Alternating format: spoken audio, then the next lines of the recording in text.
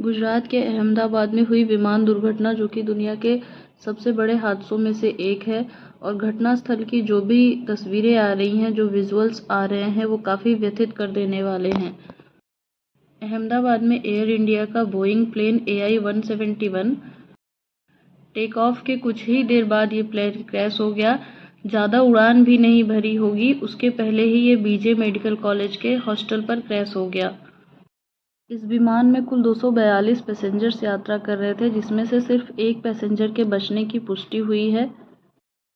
रमेश विश्वकुमार, जो कि seat number 11A पर थे और हादसे के वक्त वो विमान से कूद गए, इस तरीके से उनकी जान बची।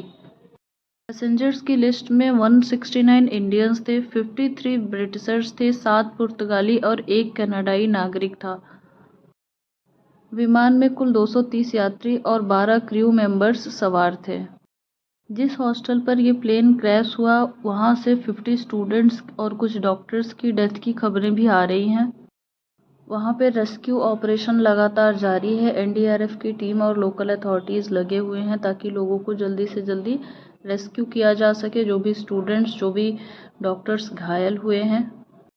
हादसे में मिली ज़्यादातर डेड बॉडीज़ बुरी तरीके से झुलस चुकी हैं, जिनकी पहचान करना बेहद मुश्किल है। उनकी पहचान करने का मात्र एक उपाय बचा है, DNA टेस्ट।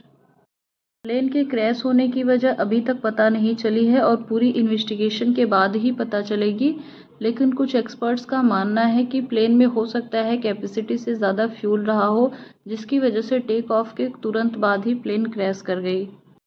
प्लेन क्रैश होने से पहले एक पैसेंजर द्वारा बनाया गया वीडियो सर्कुलेट हो रहा है, जिसमें वो प्लेन में कुछ सेफ्टी डिफेक्ट्स को दिखा रहे हैं, जिसमें प्लेन्स की लाइट नहीं काम कर रही, मैप नहीं काम कर रहा, स्क्रीन नहीं काम कर रहा, AC और कैबिन क्रू बटन भी प्लेन का नहीं काम कर रहा था। ये जो विमान है वो बोइंग कंपनी का था, जिस पे पहले से ही फ्लाइट बनाने में शॉर्टकट अपनाने का आरोप लग चुका है। ये प्लेन को कई हिस्सों में अलग अलग बनाते हैं, फिर उसको जोड़ते हैं, जिससे प्लेन में काफ़ी टाइम बाद गैप आ जाता है और उसकी लाइफलाइन कम हो जाती है।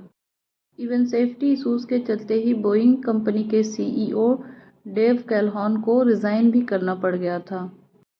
इस विमान में गुजरात के पूर्व CM विजय रूपाली भी यात्रा कर रहे थे और उनकी भी डेथ होने की खबरें आ रही हैं।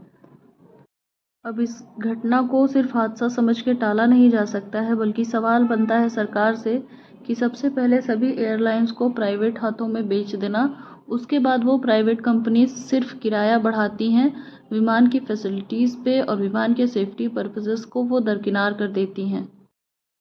और इन प्राइवेट एयरलाइंस को ऐसी कंपनी से प्लेन खरीदने की परमिशन गवर्नमेंट से कैसे मिल जाती है, जो कंपनी सेफ्टी के मामले में पहले से ही डिफेक्टेड है, पहले से ही उस पर कई आरोप लग चुके हैं।